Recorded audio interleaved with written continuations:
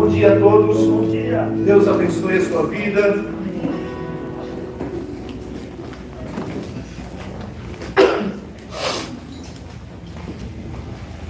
Obrigado, meninos do louvor.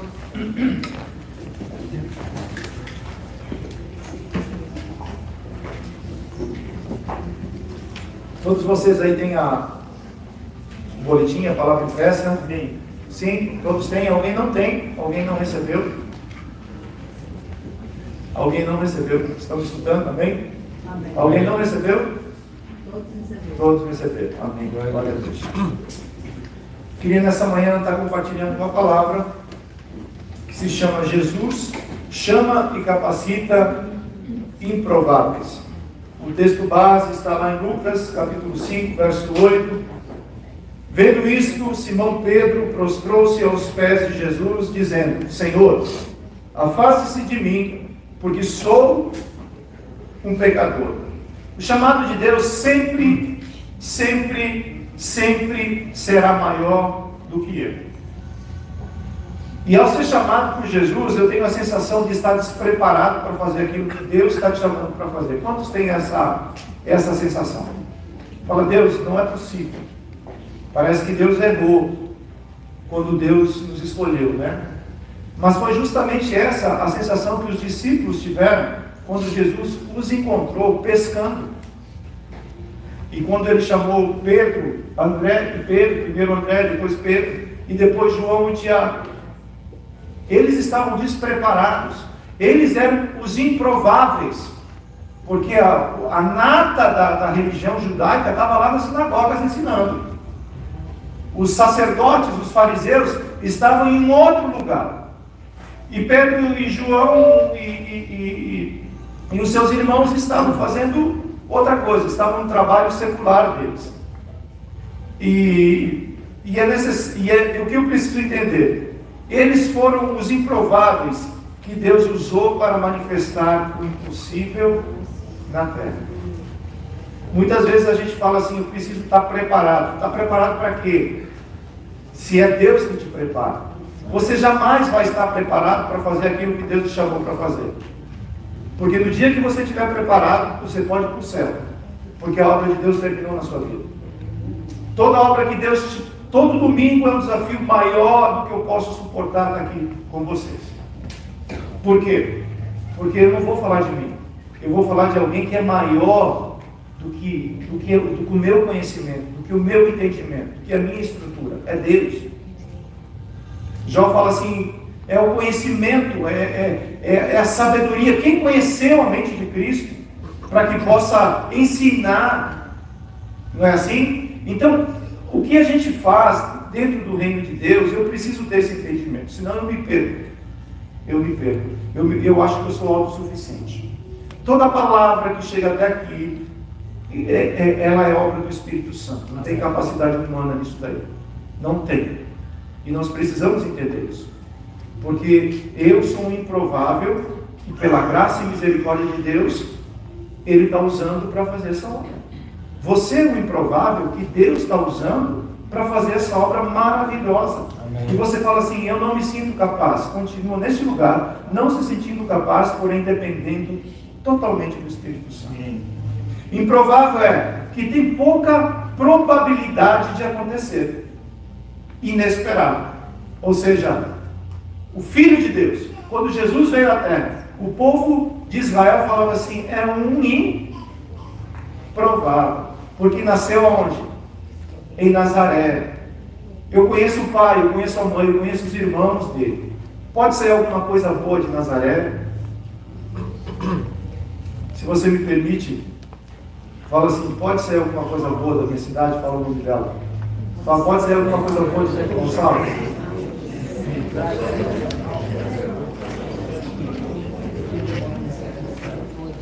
O texto base em Mateus 4,18 fala assim: caminhando junto ao mar da Galileia, Jesus viu dois irmãos, Simão, chamado Pedro, e André. Eles lançavam as redes ao mar porque eram pescadores. Jesus lhes disse: venham comigo e eu os farei pescadores de gente ou de pessoas. Então eles deixaram imediatamente as redes e o seguiram. Pouco mais adiante, Jesus viu outros dois irmãos, Tiago, filho de Zebedeu, e João, o irmão dele. E eles estavam no barco em companhia de seu pai, consertando as redes. Jesus os chamou. Então eles, no mesmo instante, deixaram o barco e seu pai e seguiram o Jesus. Jesus estava começando o ministério dele.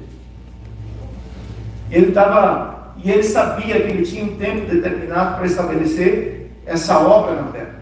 Então ele sai escolhendo pessoas para que ele pudesse preparar e essas pessoas viessem dar continuidade à obra dele. E é onde ele encontra André, Pedro, Tiago e João. E se a gente for entender melhor, você vai ver que essas pessoas se tornaram as colunas da igreja. Você acha que Jesus errou quando escolheu Pedro, quando escolheu João, quando escolheu Tiago? Você acha que ele errou na escolha? Você acha que ele errou? Estou fazendo uma pergunta. Não. E quando Deus te escolheu, quando Deus me escolheu, você acha que ele errou na escolha? Não, claro que não. Claro que não. Esses homens deixaram o trabalho secular deles para seguir, pois iria fazer deles pescadores de homens. É importante observar que Jesus ainda não tinha todos os discípulos para começar o projeto. A mão de obra de Jesus estava limitada. Você está lá no ministério e você sente que a mão de obra está limitada? Sim ou não? Sim. Mas é justamente com aqueles que ele escolheu, foi justamente com esses que Jesus começou o trabalho. Porque você jamais vai estar preparado. É a obra que vai te preparando ao longo da jornada para você fazer aquilo que Deus te chamou para fazer. Então Jesus não limitou a obra que ele tinha que fazer pela quantidade de pessoas que estavam no ministério dele. E eu preciso entender isso, porque às vezes são 5 pães e 2 peixes que eu tenho. Às vezes são 2 pessoas, são 3 pessoas que eu tenho. Mas não limita a obra que Deus pode fazer através dessas pessoas. Tenha visão de reino. Deus vai usar essas pessoas para que a obra cresça através dessas pessoas. Aparentemente não tinha o cenário ideal para fazer a obra. Você se sente assim? Não. Eu ainda não tenho documento, eu ainda não tenho a casa própria, eu ainda não tenho aquilo que eu preciso para estar envolvido assim, 100% na obra de Deus. Sabe quando isso vai acontecer? Aqui nessa terra, jamais. Você sempre vai trabalhar com limitações. Eu sempre vou trabalhar com limitações. Jesus é craque para trabalhar com limitações. Por isso que ele me chamou. Mas mesmo assim, estava fazendo com aqueles que estavam caminhando com ele. O que precisamos entender é: não importa em quantos somos, mas sim quem estamos seguindo. Quem é que você está seguindo? Isso determina todo o processo. E a primeira coisa que eu preciso aprender e tenho que gravar no meu coração é que eu não estou preparado para fazer essa obra. É onde tudo começa na minha vida. O que me impressiona é que Jesus não estava buscando pessoas preparadas para servi-lo. E ele continua buscando pessoas que não estão preparadas para servi-lo. Quem quer montar uma equipe eficiente, busca os melhores da área. Microsoft, Apple, you name it. Quando eles querem montar alguma equipe dentro dessas empresas de qualidade, eles vão pensar os melhores do mundo. Não é assim? Mas Jesus faz diferente.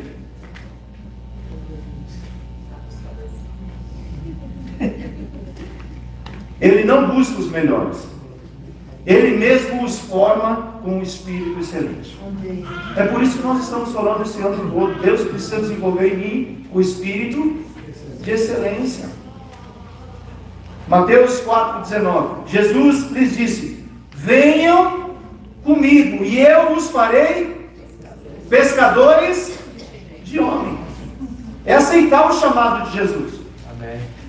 É receber o chamado de Jesus. Jesus não chama ninguém preparado, Ele prepara os chamados. E o discípulo, ele não nasce pronto. O discípulo, ele é obra de uma vida, do projeto de Deus na minha e na sua vida ao longo da caminhada. O discípulo, ele é formado, ele precisa ser modelado, ele precisa ser construído, ele precisa ser preparado.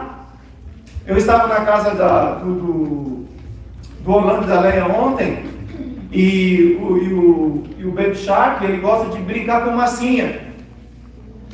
E ele mistura as massinhas.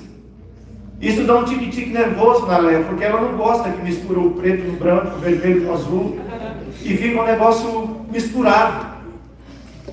Mas ele está preparando, ele está trabalhando com as massinhas, não é assim? Deus faz da mesma maneira conosco, Ele nos molda, Ele nos prepara, Ele nos leva para a casa do oleiro, porque Ele vai fazer de você o vaso que Ele tem predisposto para que você seja. Deus tem um projeto de vida para você. E quem desenhou esse projeto foi o próprio Criador. Ele desenhou esse projeto com detalhes. E Ele não errou no projeto. Amém. O que a gente mais tem falado nesses últimos 10 meses é a respeito de projeto, blueprint, planta, desenho. Ah, meu Deus do céu! Tem que ficar de acordo com o código. Senão ele não aprova. Mesmo que a gente queira fazer. Então Deus tem um projeto e tem um código para você, que Ele está te preparando, te levando para essa aprovação. Amém.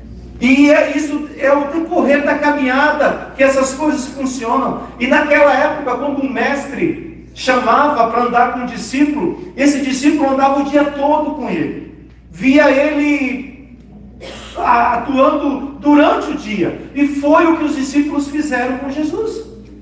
Amanheciam, tomavam café, andavam durante o dia, e eles andavam diariamente. Jesus se preocupou muito com teoria, mesmo que Ele ensinou. Mas Ele se preocupou muito com teoria. Mas Ele se preocupou muito com prática. Bem-aventurados serão vocês se praticarem tal. Não é diferente. O reino de Deus, nós precisamos ter conhecimento? Sim. Mas muito mais do que o conhecimento, porque o conhecimento, ele deve me levar à prática. Um conhecimento que não me leva à prática é somente uma informação, não transforma e não muda ninguém. Então, esse conhecimento, ele precisa se tornar em uma praticidade de vida. No reino, a teoria até pode ser útil, mas o que realmente importa é a prática. O quanto eu pratico da palavra, o quanto eu quero viver o reino de Deus. O discípulo, ele é um vaso nas mãos de Jesus. Amém. Em Jeremias capítulo 18 trata desse assunto, e Jeremias 18:6 fala assim: casa de Israel, será que não posso fazer com vocês como fez esse oleiro? Diz o Senhor: eis que, como barro na mão do oleiro, assim são vocês na minha mão, ó casa de Israel. Se você muda a casa de Israel e coloca a igreja, porque o Israel de Deus hoje somos nós. E Deus nos leva para a casa do oleiro. Você está se sentindo pressionado, vaso? As circunstâncias estão te pressionando? As circunstâncias estão te apertando? É Deus usando as circunstâncias para te formar um vaso de honra. Amém. Porque você não está preparado ainda, mas esse vaso vai ficar pronto. É necessário passar pelo fogo. Vaso bonito consegue passar pelo e resistir o fogo. Porque você está sendo feito pelas mãos do excelente Deus. Ele não cria qualquer coisa, Ele não faz qualquer coisa. Ele faz com excelência. Então, a primeira coisa que eu preciso entender é que eu não estou preparado para fazer aquilo que Deus me chamou para fazer. Mas eu vou fazer. Por quê? Jesus está buscando pessoas. Pessoas que estejam dispostas e pessoas que estejam disponíveis para seguir. Eu liguei para uma pessoa essa semana e falei para ele assim: tem como você fazer isso? Ele falou assim: eu não estou disposto. Eu falei: peraí, deixa eu entender. Você não está disposto ou não está disponível? Eu falei: não, eu não estou disponível, eu estou disposto. Entendi. Então, a hora que você estiver disponível, disposição, eu sei que não falta. Então, é necessário estar disposto e estar disponível. Eu estou disponível para o trabalho, mas não estou indisposto para trabalhar. Que coisa triste. Você trabalhar com alguém indisposto, não é assim? É triste. E a pessoa indisposta no reino de Deus? Jesus, toma conta. Que coisa mais feia, não é não? É aquele arrasta-pé, é aquele negócio arrastado, é aquele negócio que... Ô, meu irmão, é aquele caminho... Agora vai pegar, e quando você acha que pega, fica indisposto de novo. Você tem o Espírito Santo de Deus dentro de você, meu irmão. Se disponibilize a Deus, fala assim: eis-me aqui, Senhor. Amém. Eu não sou preparado, eu não sirvo para nada mesmo, eu sei. Mas se o Senhor me tocar, aí alguma coisa boa pode acontecer. Mateus 4:22. Então eles, no mesmo instante, deixaram o barco e seu pai e seguiram Jesus. Mateus 19:27. Então Pedro, tomando a palavra, disse: eis que nós deixamos tudo e seguimos o Senhor. Que será, pois, de nós? Pedro falou assim: nós já deixamos tudo, né? E o que nós temos como recompensa? E Jesus fala assim: a vida eterna. A vida eterna. E ainda nessa terra, 100 vezes mais. Aquilo que você deixou, a recompensa vem por aquilo que você deixou. Eu não quero deixar nada. Eu não quero abrir mão de nada.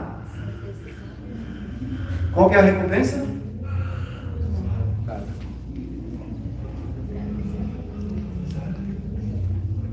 Preciso entender isso daí. Não estou falando de salvação. Estou falando que você tem vida plena aqui, nessa terra. A disposição e a disponibilidade precisam vir acompanhadas de prioridade. Prioridade é ter claro a quem devo dar o meu tempo, minha atenção, minha energia, minha honra e até a minha renúncia. Sou eu quem decido as minhas prioridades. Pedro decidiu priorizar a Jesus. Nesse contexto, que Pedro fala assim: nós largamos tudo por você, Jesus. E o que nós recebemos? Jesus fala o que eu acabei de falar. Mas só que nesse contexto, a passagem é do jovem rico. Quando Jesus fala para o jovem rico, ele pergunta: o que eu devo fazer para herdar o reino dos céus? E Jesus fala assim: não é por obra, filho. Você tem que receber a graça, você tem que receber o amor de Deus. O reino de Deus é dado a você. É dado a você. Você não precisa, através da fé e da graça, você recebe o reino de Deus. Aí ele quis se justificar e ele falou assim: mas para mim ser assim, cabra bom no reino de Deus, o que eu preciso fazer? Essas perguntas são interessantes para Jesus. E Jesus fala assim: você vai e vende tudo o que você tem. E depois você vem e você vê que é uma renúncia, tem que deixar para depois. Fala: eu tenho que deixar algumas coisas para depois eu receber. E o jovem rico fala assim: é muito caro para me deixar isso. Isso custou a minha vida até aqui. E Jesus fala assim: como é difícil servir dois senhores. Não tem como. E Jesus fala assim: é muito difícil alguém que está servindo as riquezas entrar no reino dos céus. Por quê? Porque é um Senhor. É um Senhor. Ele obedece àquilo que aquele Senhor manda. E Pedro fala assim: mas nós deixamos tudo. E Jesus fala assim: ok, eu entendo. E ainda em vida vocês vão receber tudo. Vocês vão receber muito. Então a prioridade sou eu que estabeleço isso. Pedro priorizou andar com Jesus. E porque Pedro priorizou andar com Jesus, Jesus priorizou a vida de Pedro. Uma vez eu estava conversando com uma pessoa e aquilo ali me trouxe um ensinamento muito grande. Eu estava conversando um assunto e eu falei, cara, mas eu preciso ter mais tempo com você. Ele olhou para mim, deu risada e falou assim, me priorize que você vai ter mais tempo comigo. Se a tua prioridade não for estar comigo, eu só posso priorizar quem?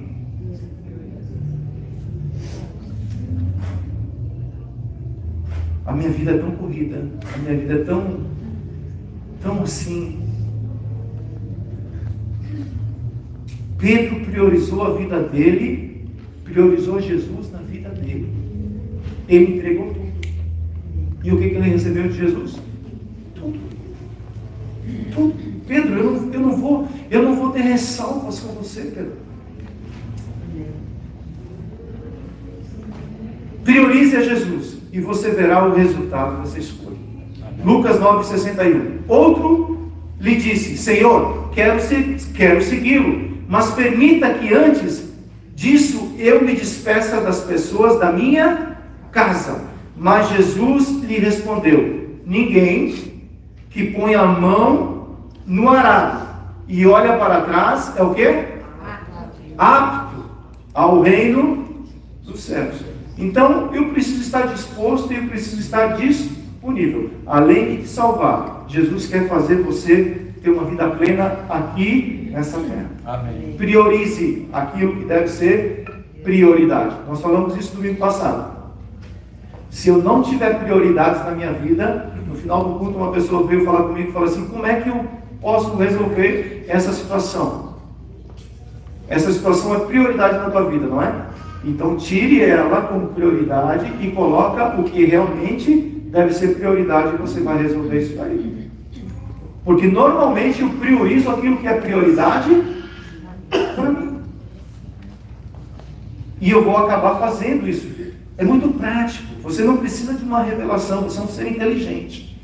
Pega uma agenda, um papel e escreva as suas prioridades de segunda a sexta-feira. Eu tenho certeza que algo sobrenatural vai acontecer. Amém. Terceiro lugar, é necessário vencer as tentações diárias através da confissão. Quem confessa a tentação não confessa pecado. Faz tempo, olha, faz algum tempo que ninguém se aproxima e fala assim, deixa eu confessar algo que está acontecendo comigo. Faz algum tempo já. Porque confessar pecado nessa geração, confessar tentação, confessar esse tipo, isso daí é coisa do... Já passou. Eu estou lá na internet vendo que eu não posso, mas isso é ok. Jesus é gracioso, Ele me perdoa. Confessa, meu irmão. Abre teu coração. Não fica preso a situações. Confesse as suas tentações. Confesse aquilo que é as suas limitações. Confesse aquilo que você não consegue vencer, que é um negócio cíclico na sua vida. Deus não busca fortes, Ele busca pessoas humildes que permitem ser transformados através da graça de Deus. Mateus 6,13. E não nos deixe cair em tentação. É possível cair na tentação? Sim. Claro que é, senão Jesus não estaria trazendo isso. Você é um ser falho, eu sou um ser falho, eu sou um ser limitado, eu sou tentado pela concupiscência dos olhos, pela minha natureza. Mas livra-nos do mal, pois teu é o quê? É o reino, o poder, a glória para sempre. Amém. Marcos 2,17. Quando Jesus soube o que eles estavam falando, disse-lhes, os doentes é que precisam de médico, e não os que gozam de saúde. Eu não vim chamar justo, mas sim pecadores.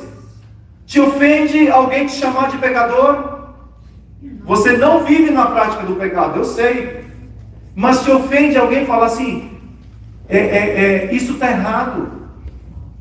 Porque Jesus, o texto base que nós lemos aqui, o apóstolo da igreja, Pedro, estava falando assim, Jesus, se afaste de mim, porque eu sou um pecador. O evangelho começa quando eu reconheço que eu sou um pecador e preciso da graça de Deus. sou carente, sou necessitado do favor de Jesus. Caso contrário, eu vou entrar numa religião onde esse Deus tem que me servir, tem que fazer tudo o que eu quero. Se não fizer aquilo que eu quero, eu fico chateado com Deus. Queridos, todos nós pecamos, estávamos destituídos da glória de Deus. O Evangelho é essa porta que me introduz através da graça para poder receber o reino de Deus. Mas eu preciso reconhecer a minha natureza, que ela é caída e ela é falha. Mesmo depois de 30, 40, 50 anos andando com Jesus, você continua andando num corpo e em uma carne. Basta um piscar de olho para que essa natureza te dê uma rasteira. Por isso é necessário vigiar. Honestidade é reconhecer a minha condição. Seja honesto com você mesmo. Reconheça. Eu não estou falando aquilo que não crie aquilo que não existe. Não crie aquilo que não existe. Mas seja sincero com você. Reconheça a sua condição. Reconheça a condição do seu casamento. Reconheça a condição dos filhos. Reconheça a sua condição espiritual. Reconheça a sua condição financeira. Reconheça que você se afastou de Deus. Eu venho para cá, mas eu não sinto mais aquela doce presença do Espírito Santo ardendo dentro do meu coração. Reconheça isso. E fale assim, eu estou reconhecendo isso. Não porque eu quero ficar aqui, mas é porque eu quero sair daqui. Seja honesto com você mesmo. Vulnerabilidade é confessar as minhas falhas, chamando-as pelo nome. Eu sou controlador. Eu quero controlar minha esposa, eu quero controlar meus filhos, eu quero controlar tudo que está em minha volta, eu quero controlar as pessoas. Isso vai te matar. Reconheça isso. Você não consegue mudar ninguém. Eu sou egoísta, eu só faço aquilo que me faz bem. Se eu tiver um resultado, faço. Caso contrário, deixa os pastores fazerem. Eles são pagos para isso.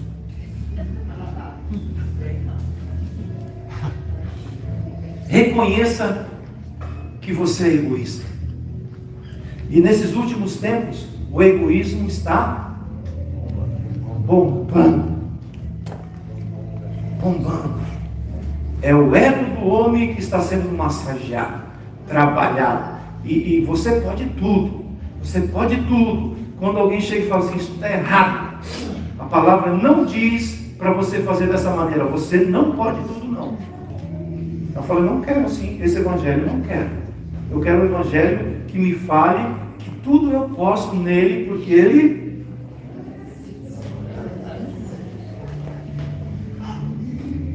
Seja vulnerável.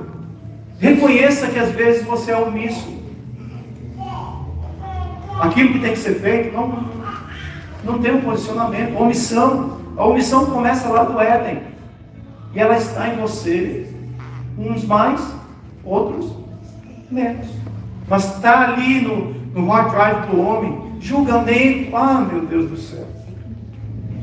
Que Deus tenha misericórdia da nossa vida.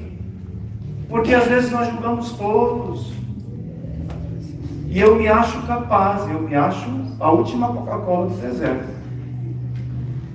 E lá em Apocalipse Deus fala assim, ô cego, ô nu, coloque colírio nos olhos, coloque roupas brancas para que você possa ver, para que você possa entender a sua natureza.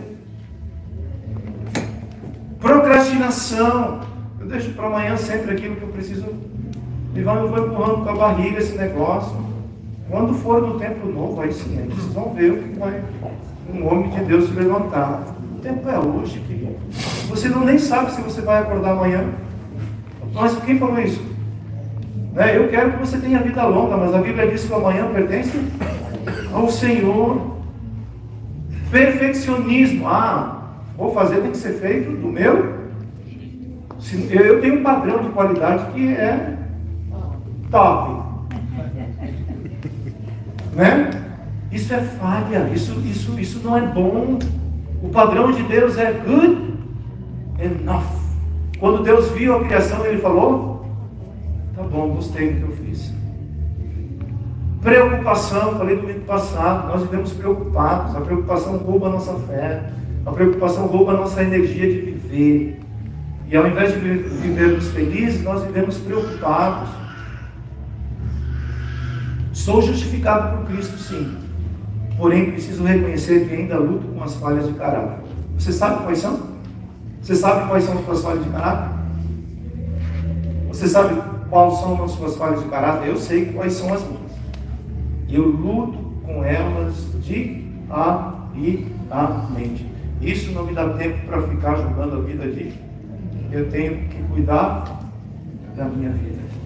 O Evangelho é para os valentes que constantemente mantêm a vigilância contra a sua velha natureza. O Marciano tem um velho homem, que aqueles que já me conhecem há algum tempo conheceram uma parte dele. Está ali, ele está ali, ele está ali. E eu, por andar com alguns mais tempo, também conheço. Conheço. É o velho homem que está sendo transformado por Jesus. Mas ele não vai embora, ele fica como rumei, não quer pagar aluguel, não quer pagar nada, mas ele fala, se você precisar de um conselho, eu estou para dar conselho, para casamento, para ser crítico, eu estou. Isso é coisa do velho homem. Filipenses 3,13. Não, caros irmãos, não sou ainda tudo aquilo que deveria ser, porém estou concentrando todas as minhas energias para insistir nesta única coisa, esquecendo o passado e o que mais? E aguardando esperançoso aquilo que está à frente. Deus tem algo novo para nós. Sempre tem uma expectativa nova, uma esperança nova para as nossas vidas. Terceiro lugar, Deus segue usando improváveis no meio das crises. Juízes 3:12. Os filhos de Israel tornaram a fazer o que era mal aos olhos do Senhor. Tem um ciclo. Aqui, depois de dois grandes líderes, que foi Moisés e Josué, e Deus nesse momento está numa transição para a monarquia. Existe um tempo onde Deus levanta líderes, um tempo terrível, onde as pessoas faziam o que queriam. E o povo se afastava de Deus. Aqui já está, nesse momento eles já estavam em Canaã, já estavam na promessa, já estavam desfrutando da promessa de Deus. Mas o povo fazia aquilo que eles queriam. E o coração deles se afastava do Senhor. Aí entrava no ciclo. Eles faziam o que queriam, eram oprimidos pelos inimigos, clamavam a Deus e Deus levantava um juiz, um libertador. Aí depois de algum tempo, eles faziam o que era errado a Deus, clamavam a Deus e Deus levantava. E esse é o processo de todo o livro de Juízes. E Deus levanta 3 juízes para tratar com o povo, para falar assim, gente, até onde a gente vai com essa resenha? E aqui, nesse contexto do capítulo 3, o que eu estou falando para vocês é o seguinte: por isso o Senhor deu, olha só, por isso o Senhor deu poder a quem? Quem deu poder? Senhor. A Eglon, rei dos Moabitas, contra Israel, porque fizeram o que era mal aos olhos do Senhor. Aos olhos do Senhor. Eglon se juntou com os filhos de Amon e os amalequitas, foi e derrotou Israel, e eles se apoderaram da cidade das palmeiras, e os filhos de Israel serviram Eglon, rei dos Moabitas, durante quantos anos? 18 anos. Então os filhos de Israel clamaram ao Senhor, e o Senhor lhes suscitou um libertador, Eude, homem canhoto, filho de Gerá, benjamita. Por meio dele, os filhos de Israel enviaram tributo a Eglon, rei dos Moabitas. Esse homem, ele era da tribo de Benjamim. Benjamim significa filhos da mão direita, e ele era canhoto. Ele era um improvável, ele era tão improvável que o tributo que era para ser entregue ao rei era enviado através de quem? dele, porque ele não podia oferecer perigo algum para ninguém. E naquela cultura o canhoto ele era rejeitado pela sociedade. Mas foi justamente a fraqueza desse homem, a falha desse homem, que Deus usa para poder trazer uma grande libertação e um grande livramento ao seu povo. Você fala assim, mas eu me sinto às vezes um canhoto.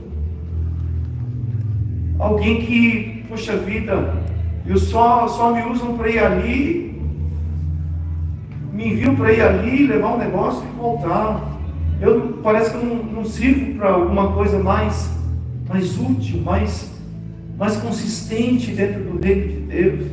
É porque se ir ali e voltar, é um trabalhar que Deus está fazendo com você, está provando você, está ajudando a sua vida, para que as pessoas vejam que você é um improvável, para que quando Deus ele faça a obra através da sua vida, todos possam reconhecer que a obra é de Deus. E Deus usa essa pessoa, que é Eude, foi o segundo juiz. Ele era filho de Gerá, da tribo de Benjamim, filho da mão direita e canhoto. Eude tinha algo considerado um grande problema na cultura da sua época. Eude era canhoto. Naqueles dias, ser canhoto era considerado como uma grande deficiência física. Naqueles dias, Israel, por permissão de Deus, por causa dos seus pecados, estava sendo oprimido por Eglon, rei dos Moabitas. Eles clamaram a Deus e Deus levantou Eude para livrá-los das mãos do opressor. Agora, o que me chama a atenção foi que Eude usou justamente aquilo que era considerado como uma deficiência na sua vida, uma limitação para libertar o povo das mãos do rei Eglon. João 1,45. Filipe encontrou Natanael e lhe disse: achamos aquele que Moisés escreveu na lei, a quem se referiram os profetas, Jesus, o Nazareno, filho de quem? Então Natanael perguntou. O que ele perguntou? Nazareno pode sair alguma coisa? E Filipe respondeu?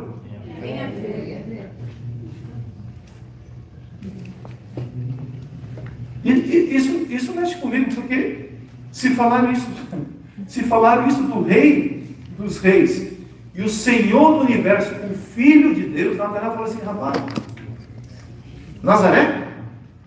Não é nada bom de lá não, cara.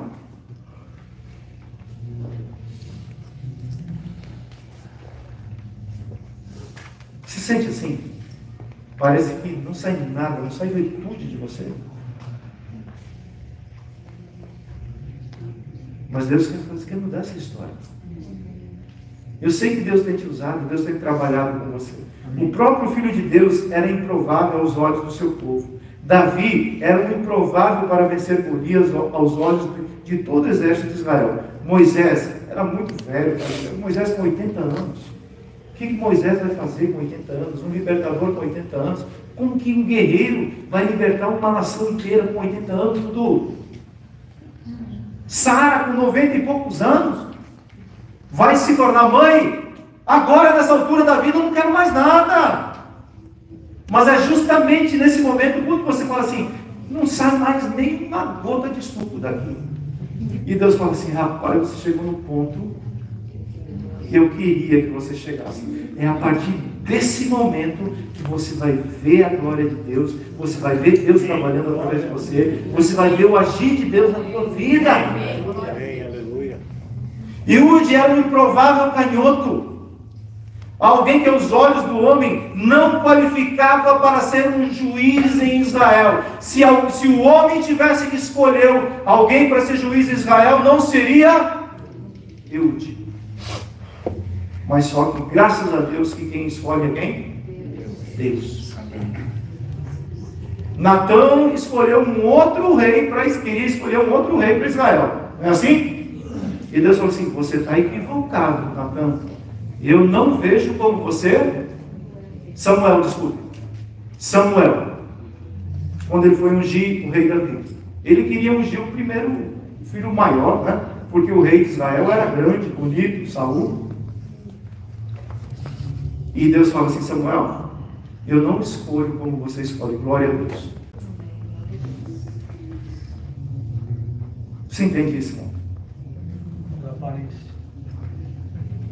Porque eu faço escolhas. E a liderança tem que ter um cuidado muito grande, querido.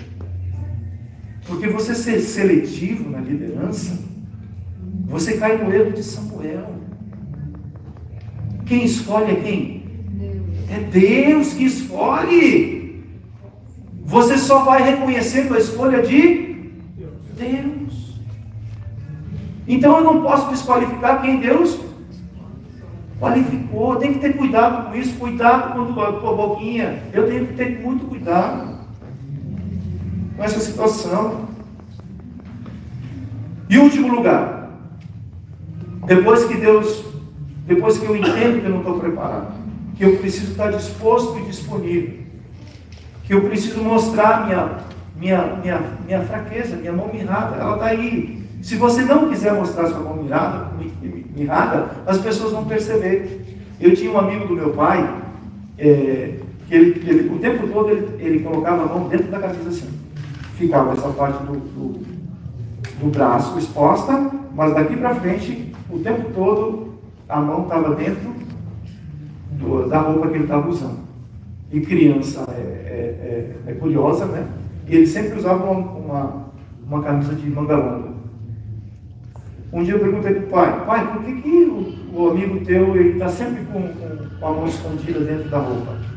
E meu pai falou, pergunta para ele. Era tudo que eu precisava.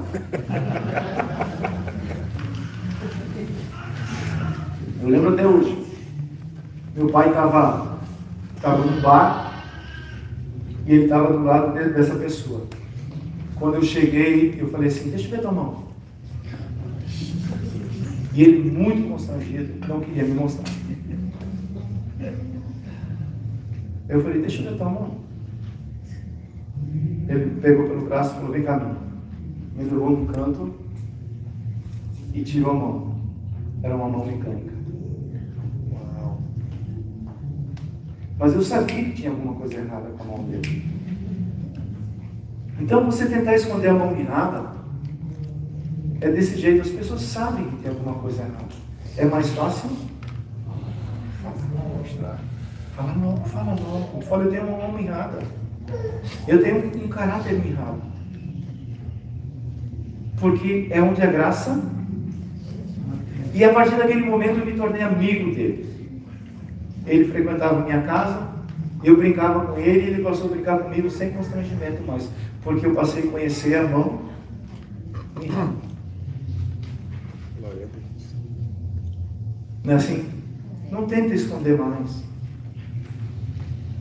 Mostre para alguém de confiança, alguém que tenha maturidade para ouvir aquilo que você precisa ouvir. Isso vai fazer bem para você.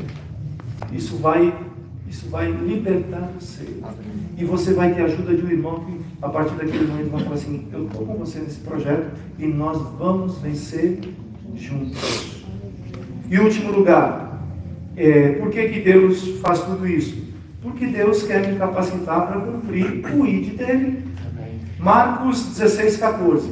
Finalmente, Jesus apareceu aos 11, já ressuscitado, quando estavam à mesa, e censurou-lhes a incredulidade e a dureza de coração, porque não deram crédito aos que tinham visto já ressuscitado. E disse-lhes, vão por todo o mundo e preguem o evangelho a toda criatura. Quem crer e for batizado será salvo. Quem, porém, não crer será condenado. Estes sinais acompanharão aqueles que creem. Em meu nome expulsarão demônios, falarão novas línguas, pegarão em serpentes, e se beberem alguma coisa mortífera, não lhes fará mal. Se impuserem as mãos sobre enfermos, eles ficarão curados. O ministério da reconciliação foi dado a todos aqueles que nasceram no Espírito. Amém. A capacitação é igual para todos. É o mesmo, um só Deus, um só Espírito e um só Senhor. O Espírito é o mesmo em todos. Você fala assim, mas por que esse está mais preparado? Não está mais preparado. Esse somente andou um pouquinho mais e por isso tem um pouco mais de experiência. Você jamais vai estar preparado para fazer aquilo que Deus te chamou para fazer. Deus vai permitir você passar por situações para gerar experiência de vida. Estava falando com o Fábio alguns anos atrás, isso marcou minha vida. Estava conversando com ele e relatando o fato do Fábio Gomes. Lembra do Fábio Gomes? Não. Fabinho, eu amo ele. Eu acho que o Fábio é um homem de Deus. Eu estava conversando com ele, relatando uma situação. Ele olhou para mim e falou: Marciano, a experiência só vem ao longo da vida. Você quer experiência com Deus? Você quer ou não quer? Tem que passar pelos processos. Mas eu não estou capacitado. A capacitação é igual para todos. O Espírito Santo já está aí, dentro de você. É só você permitir Ele fazer aquilo que Ele quer fazer. Ele é que vai te capacitar para o ID, para que você seja bem sucedido nessa sua jornada. E é o ministério da reconciliação. Você foi reconciliado com Cristo? Você está reconciliado em Cristo? Agora o que você precisa fazer? Reconciliar outros. Mas eu não sei pregar, porque você não precisa pregar. Quem falou que você precisa pregar? Você só precisa fazer o que a mulher samaritana fez. Venham ver quem eu encontrei.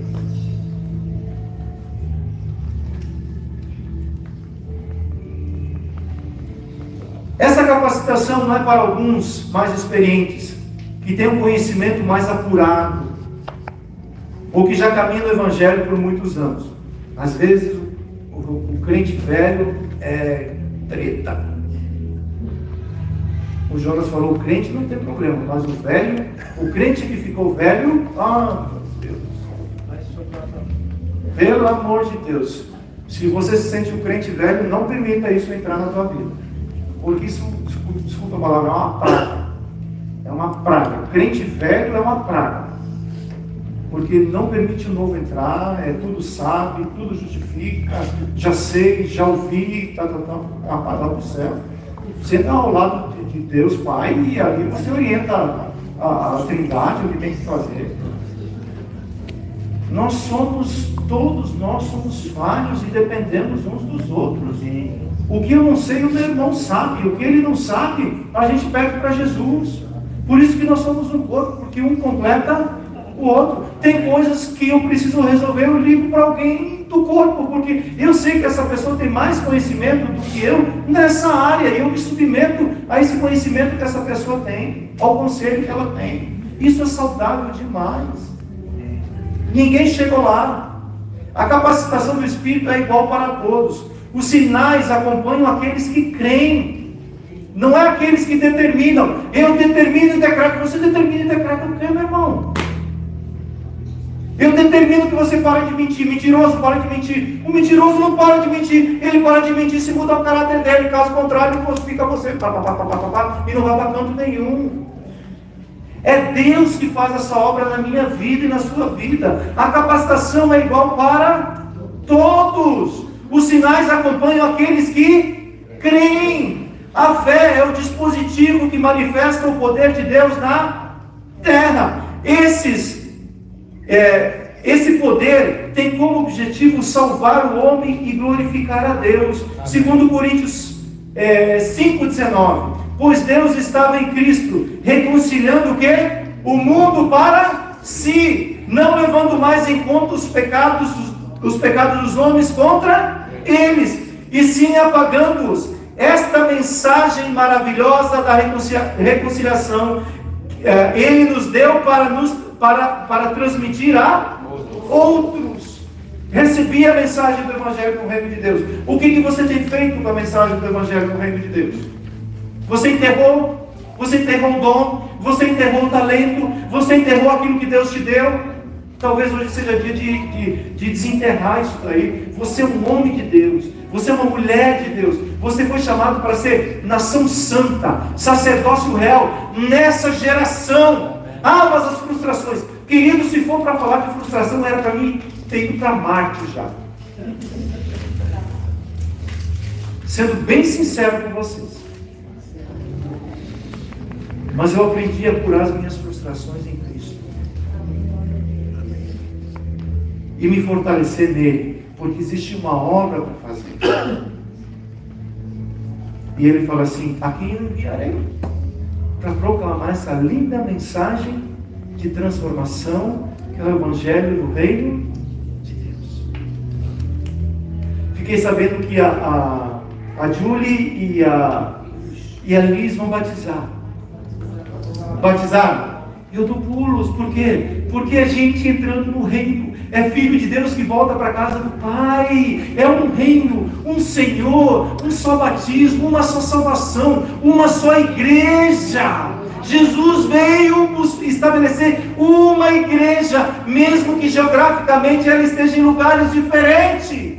Amém. Eu preciso entender isso e fazer a obra que Deus me chamou para realizar aqui nesse corpo. Tem uma obra que Deus quer fazer comigo, com você, aqui nesse corpo. E eu sou improvável. That's right. You are. Mas Deus quer te usar. Deus quer me usar.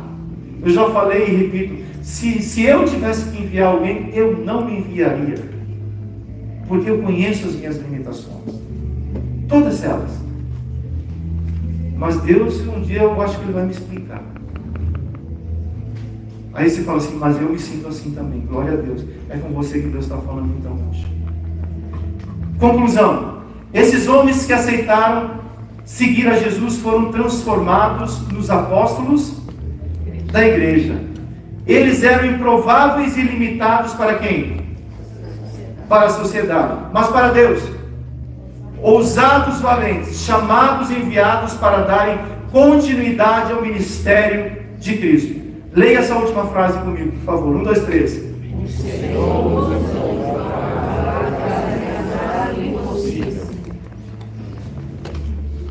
Você entendeu o que você acabou de ler?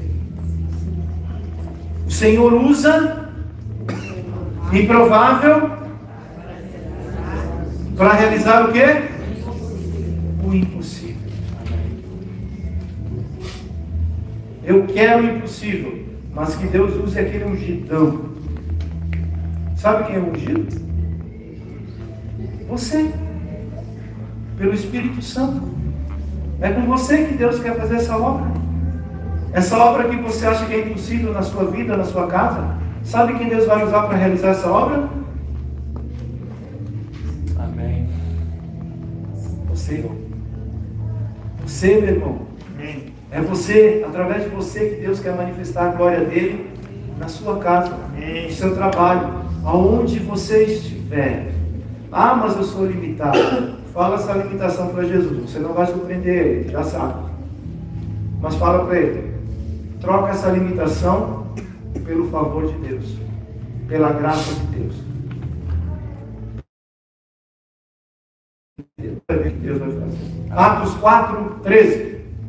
Ao verem a ousadia de quem? Quem está aqui agora? São os mesmos lá do barquinho? O Evangelho é maravilhoso, cara. Porque ele nos tira dessa posição de improváveis e nos coloca em posição de honra. Para Deus é assim. Agora, Pedro e João, ao verem a ousadia de Pedro e João, sabendo que eram o quê? E o que mais? E o que mais? Por quê? Amém. Isso muda tudo. Isso muda toda a história da minha e da sua vida. É porque você está em Cristo. O improvável se torna uma coluna da igreja, porque ele está em Cristo Jesus. Amém? Dê uma salva de palmas a Jesus, por favor.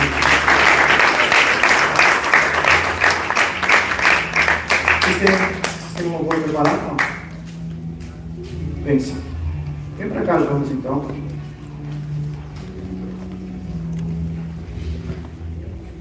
Queridos, essa é uma palavra que eu fui ministrado por ela, porque essa semana foi uma semana difícil, complicada.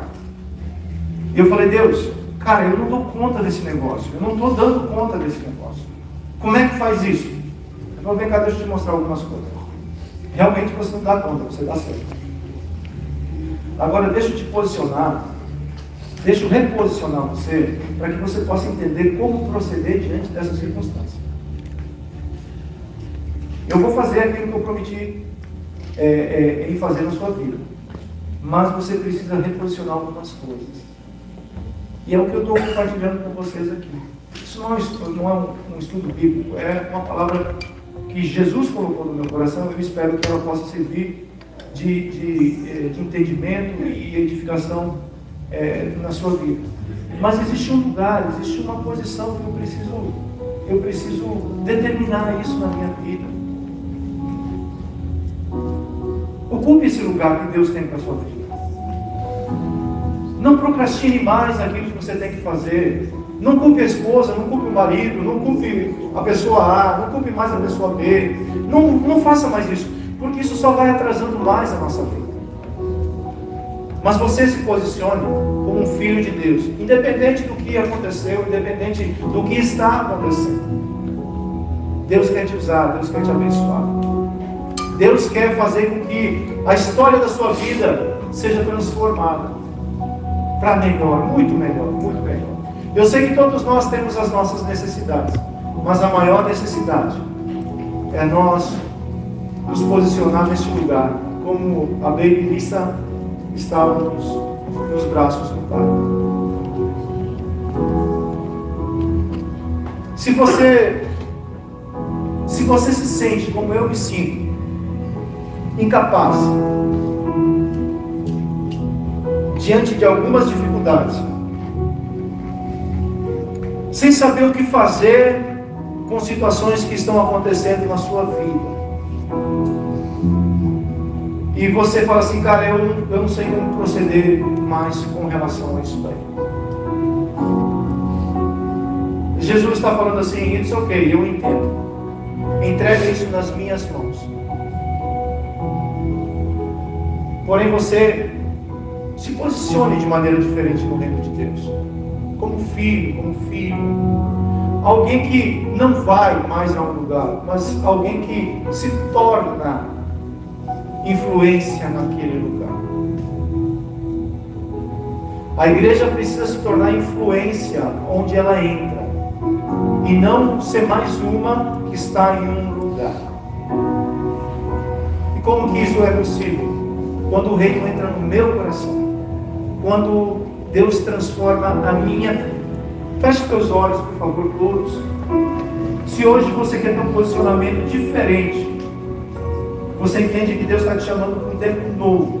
Se você se sente incapaz de fazer aquilo que você já está fazendo, se você se sente limitado com tantas coisas acontecendo, se você se sente confuso, sem saber o que resolver, por favor, levante. Eu gostaria que você levantasse do seu lugar. Nós vamos estar orando. Eu quero estar orando por você, quero estar orando por mim, porque eu me sinto um improvável, eu me sinto às vezes limitado, eu me sinto incapaz para fazer a obra que Deus me chamou para fazer, mas Deus quer fazer. Se você quer tomar esse posicionamento diante de Deus, falando assim, Deus, a partir de hoje, esse posicionamento na minha vida vai ser diferente. Por favor, coloque-se de pé. Eu quero orar por mim, quero orar pela sua vida, para que Deus possa trabalhar conosco que somos igreja, em nome de Jesus.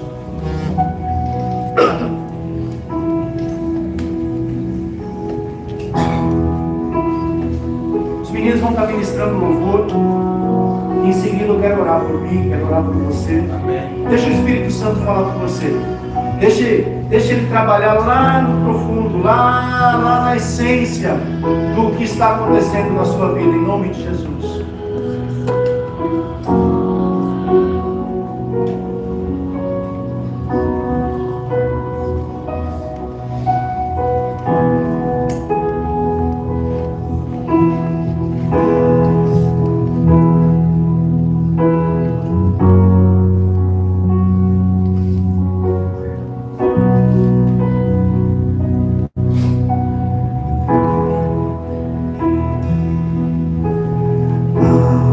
Teus pés quero ficar.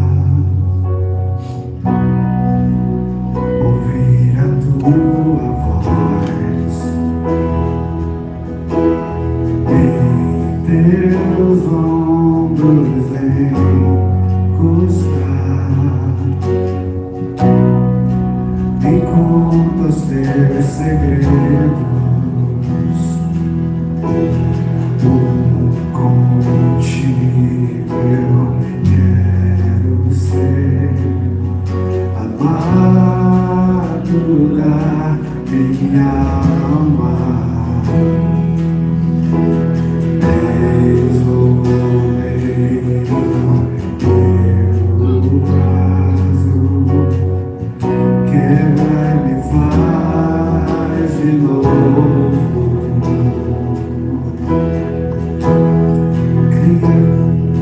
Cria em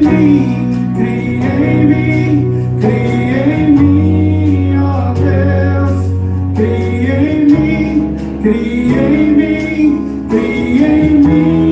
ó Deus, cria em mim, ó Deus, um coração igual ao teu, um coração igual ao teu. Importa que ele cresça e eu diminua. Importa que ele cresça e eu diminua.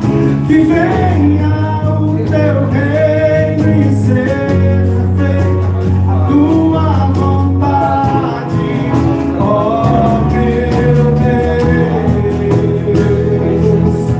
Importa que ele cresça e eu diminua. Importa que ele cresça e eu diminua. Que venha o teu reino e seja feita a tua vontade, ó meu Deus. Senhor, nós queremos reconhecer, Pai, que é necessário que o Senhor cresça na minha vida, é necessário que o Senhor cresça na vida da tua igreja, Senhor. Muitas vezes deixamos outras coisas ocuparem o lugar que é do Senhor. Nos perdoe, Senhor. E nós queremos devolver a Ti, dar a Ti, Senhor, um lugar de honra nas nossas vidas, Pai. Entra na nossa casa, entra no casamento, entra na família, entra nos relacionamentos, Senhor. Faz algo novo, Senhor Jesus. Nós reconhecemos, meu Deus, que precisamos, porque somos improváveis, somos incapazes de fazer qualquer coisa acontecer, Pai. Somos simplesmente os teus servos, Pai querido. Capacita a tua igreja a fazer uma obra, Pai, que vai além daquilo que nós imaginamos. Eu sei que o Espírito Santo já está em nós. Eu sei que o Espírito Santo já está trabalhando em nós. É Ele que nos convence, é Ele que fala, é Ele que nos ensina. Mas eu te peço, Senhor, que Ele também nos convença que é a nós que Ele quer usar, que é a nós que Ele quer trabalhar, que é a nós que Ele quer enviar para poder ser essa voz que clama, Senhor. Nos tire, Senhor, da nossa zona de conforto. Nos tire, Senhor, daquilo que muitas vezes nós construímos como um campo de proteção para tudo aquilo que acontecer. Abençoe, Pai, a tua igreja, Pai querido. Derrama sobre ela, Deus, um agir novo do teu Espírito Santo, Pai. Não nos deixe que nós venhamos nos acomodar com tudo aquilo que está acontecendo. E que nós possamos, ó Pai, no nome de Jesus, nos levantar como uma igreja gloriosa, como essa igreja, Senhor, que é poderosa em Cristo Jesus, para anunciar essa obra que é uma obra de reconciliação. Aqueles que foram reconciliados agora anunciam a reconciliação a outros. E a vida eterna é esta: que conheçam a Deus como o único Senhor e a Jesus Cristo, a quem o Senhor enviou. E no nome de Jesus nos dê graça, Pai. Eu sei que existe algo específico e claro na Tua palavra, e nós queremos nos alinhar a isso, nós queremos fazer isso. Mas, ó Deus, a igreja precisa ser ativa, a igreja precisa ser real, a igreja precisa sair da sua zona de conforto, precisa dar aquilo que tem recebido. E é no nome de Jesus que nós oramos, Pai. Cremos, tendo a plena convicção que coisas novas o Senhor já está fazendo. Eu sei, Senhor, que existe uma nova estação que o Senhor está nos levando como igreja. Nos prepare. Prepare a tua noiva, prepare a tua igreja. Nós queremos fazer parte desses 7.000 que não dobraram os seus joelhos na Baal. As ofertas são tantas, a pressão é tanta, Senhor, mas no esconderijo do Altíssimo nós encontramos descanso. E é nesse lugar que nós queremos estar, Pai, protegidos e guardados pelo Senhor. Consola a tua igreja, fortalece a tua igreja, dá forças a ela, Pai, para seguir em frente, sendo essa voz que clama nesse deserto de hoje, Pai. Na autoridade que há no nome de Jesus, nós abençoamos o teu povo, para que eles possam ser bem-sucedidos nessa jornada. E é no nome de Jesus que eu oro e agradeço.